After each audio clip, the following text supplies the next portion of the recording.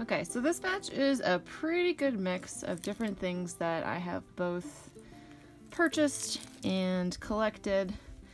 Let's see if I can remember everything that's in there. I think we have obsidian, we have mahogany obsidian, and gray banded obsidian from just on the west side of Flagstaff here. Some fire agate, and fancy jasper, ocean jasper that I purchased, as well as some crazy lace agate. And pour the rest of that in there. Some fire agate that I collected on the southeast part of the state. Trying to clean this out a little bit. We're already starting to see some of the colors. It's pretty cool. And some petrified wood. So there's quite a different variety of colors in there.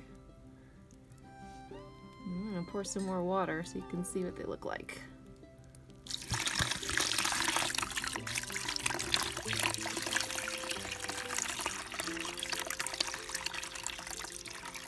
Oh yeah. Oh, and there is some red moss agate from Utah that I collected in the National Forest just north of Cedar Breaks. Look at that.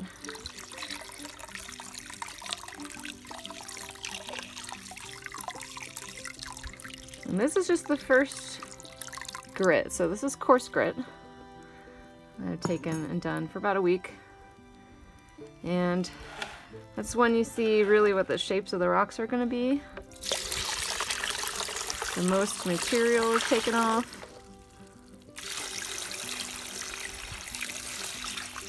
And it's really muddy when you dump it out. So I'm doing this outside and I'm gonna dump it into my garden, which you've already seen. I've done quite a bit. And that way it's not clogging up the drain. Mix this up a little bit, pour some more water. I'm gonna clean them up more inside in the sink after I get most of this off.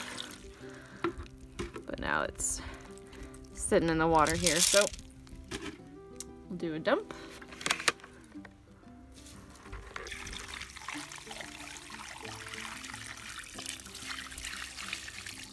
I don't know what this does to necessarily my soil chemistry if I want to grow something, but at least it's not damaging anything, so.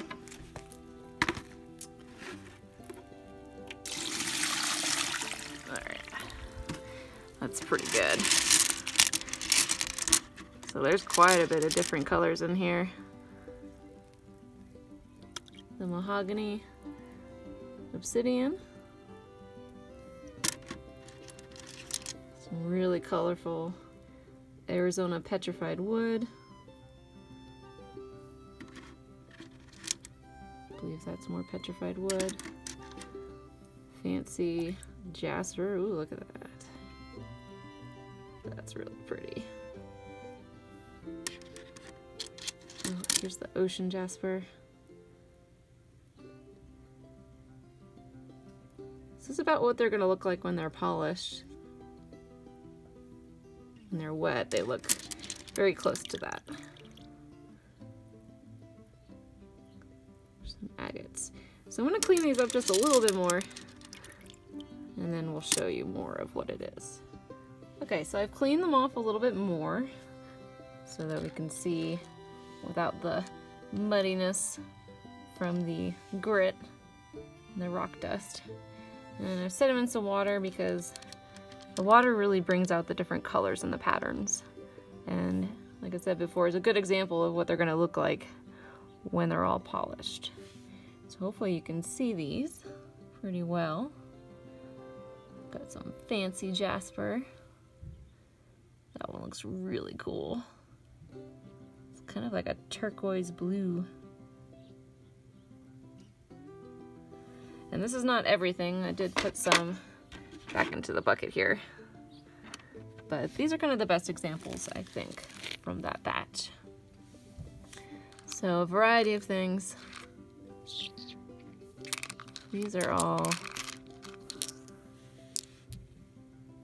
fire agates, though these pieces don't particularly have a lot of that classic fire in them. I actually have a bunch of smaller pieces that I'm going to put into the second grit as a start, because I've already ground them down to what I want them to be shape-wise and to expose that fire, and the second grit won't take off as quite as much material. Maybe if we can focus that. You can see a little bit of it there. Right in there. Alright, and then some really colorful pink and yellow Arizona petrified wood. Stuff that I actually got from one of my friend's properties here over the years. Smashed them up and then cut them into rough shapes that I wanted to so they don't have any crazy edges. Really good. There's another. I don't remember what that is, to be honest. I think that's one of the moss agates from Utah. This one definitely is. I think. Sometimes I forget what I put in there and then I take it out and I can't tell if it's an agate or petrified wood because the colors are very similar. But that one's pretty cool.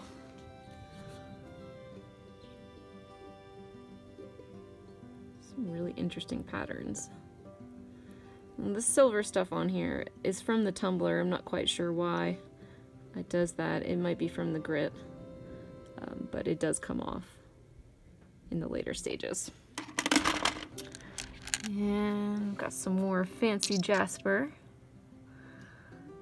Some really cool greens and reds and yellows.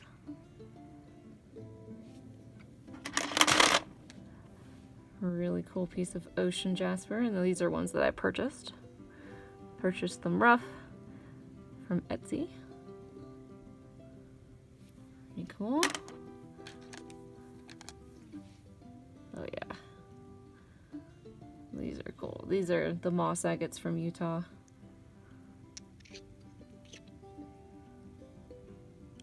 Really cool. Red patterns. This one's got some green and black and red and yellow. Let's see, oh, fire agate. So this is all obsidian from here, or near here. And I don't know how well that shows up, but there is some really good gray banding on there. And that's characteristic of the obsidian in this area. If you look up government mountain obsidian, it often is very opaque, which means you can't see through it very well. And it has some gray swirls and bands in there. And then, very special for me anyway, because I've never found it before now, some mahogany obsidian. It's that beautiful red. There's a little bit of iron in there, giving it that red color. And some of these little pieces I probably will give away. One of my friends does wire wrap jewelry, so often the little pieces I give to her because I don't need to keep everything. And if someone can use them, so be it. Someone else can enjoy. Got some crazy lace agate, which I also purchased.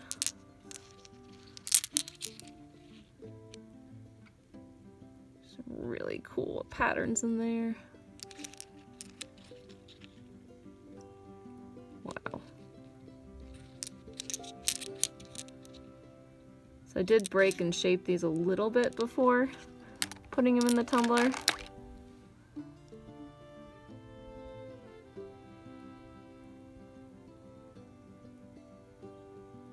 That one's got a nice pattern that continues all the way around. I've got a little bump up there that's got a bullseye. I think this one too. Oof.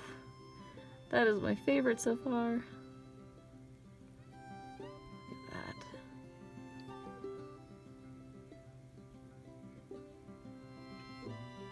Nice.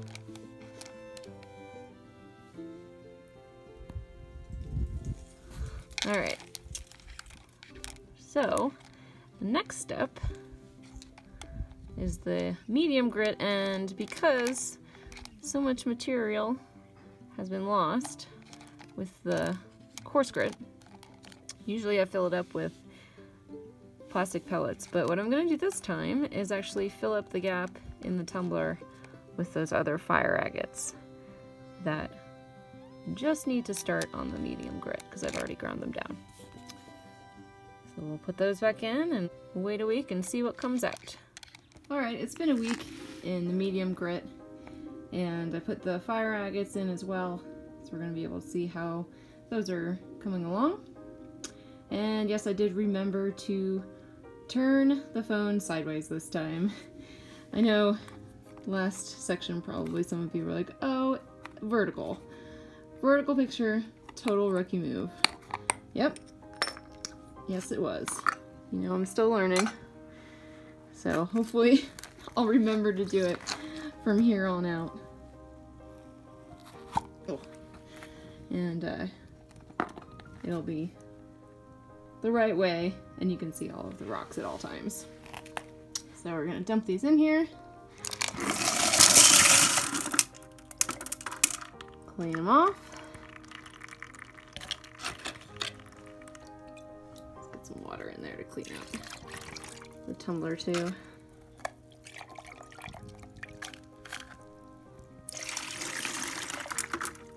Yeah, there's some little ones that were at the bottom. I'll clean that out more later. Pretty excited to see what the fire agates are going to look like.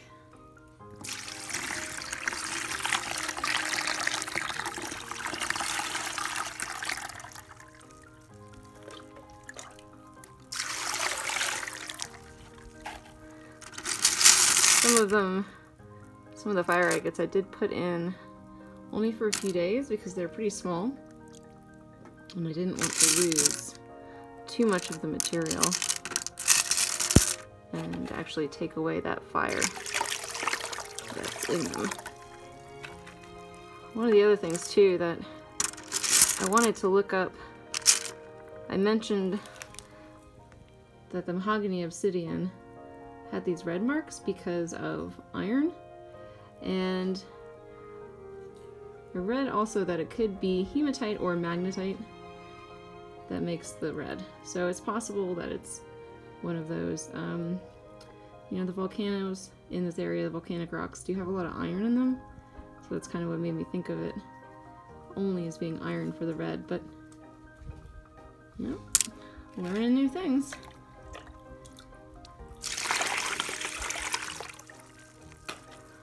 Okay, let's see if we can find some of the fire agates.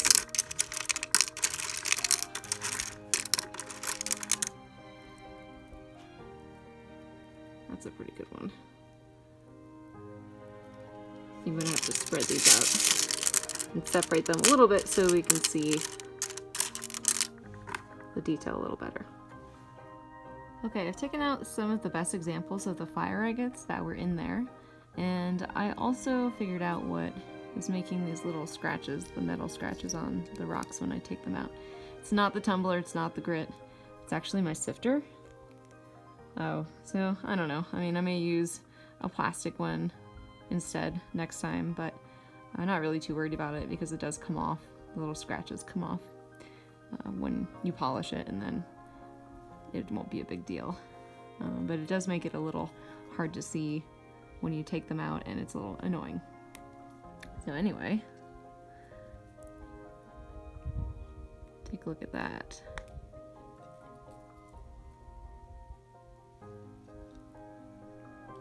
That's my favorite. That is incredible. Hopefully you can see that. The whole thing is just fire.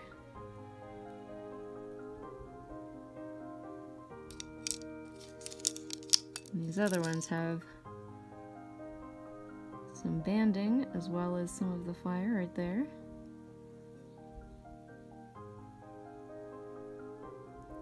That's really interesting. Sometimes it's kind of that little bubble pattern, and sometimes it's just a shimmer.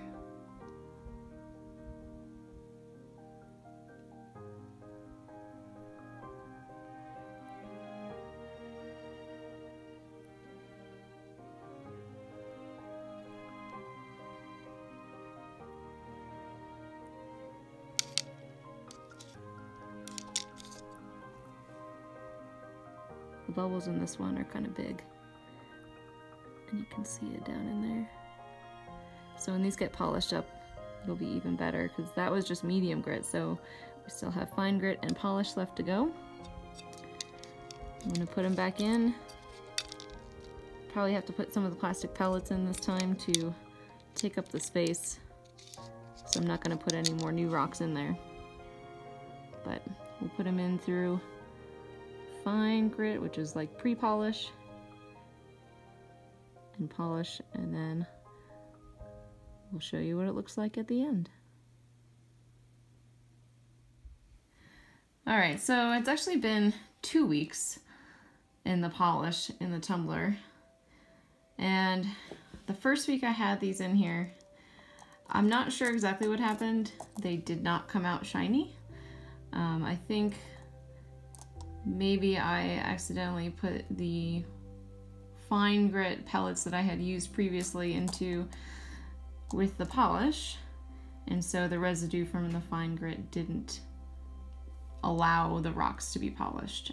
But as you can see, they are very, very shiny now, and I basically just took everything out, put new plastic pellets in, and brought the tumbler into the house because it was in the garage, so I thought maybe it would not work well because it was too cold. I wasn't too sure, so I just took out all the variables, started over, and they came out shiny. Now the Obsidian ones, they're shiny, but they're not as shiny as the agates or the petrified wood,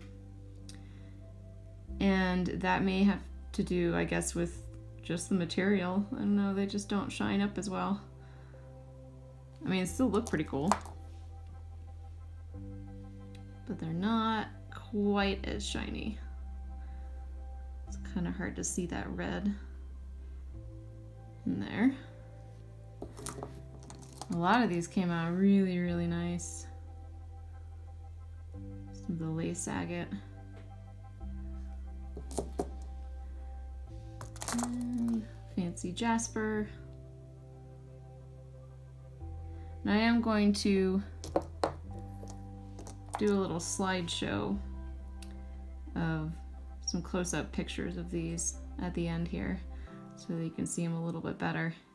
It's not the best lighting in the room I'm in. I'm in my very tiny little craft room, which is slowly being taken over by buckets of rocks and rock tumbling materials. I've got things over there to cut and polish hopefully in the future. I solved the problem I was having with my metal sieve making little marks on the rocks when I was cleaning them off.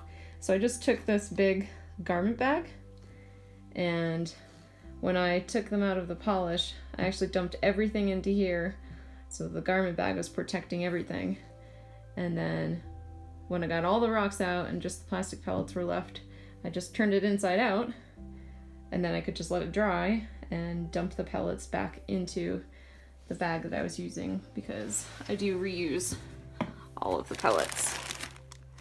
And hopefully next time I won't accidentally put something in the polish that isn't supposed to be in there.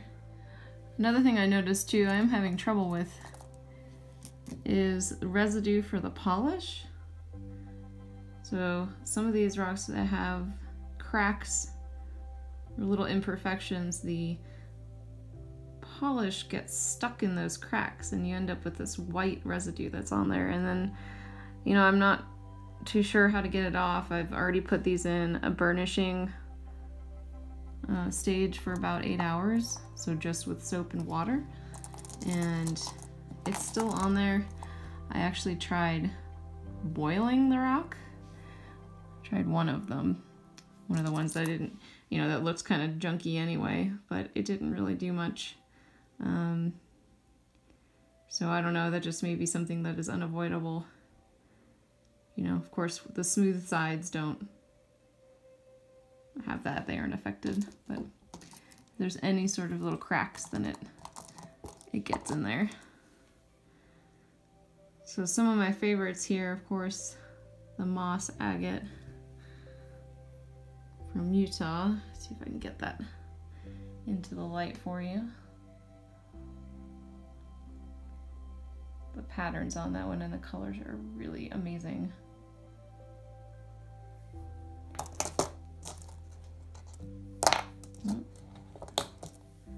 Fire agates.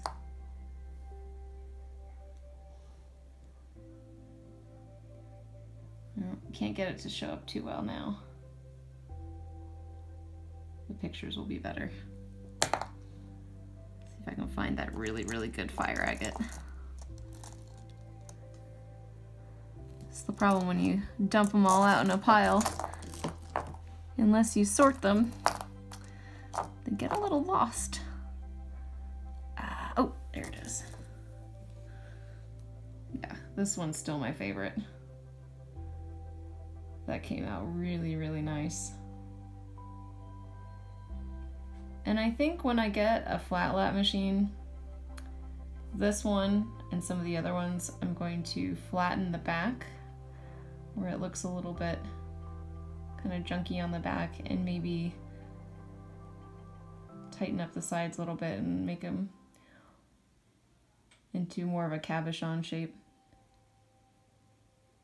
And I don't think I'm going to tumble any more of the fire agate rough pieces that I have right now, because I'm going to save them.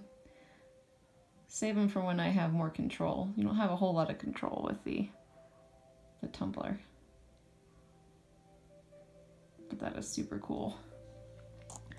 Another thing I noticed on some of these fire agates, sorry about that, hit the light. There's almost like a ghost pattern effect on there.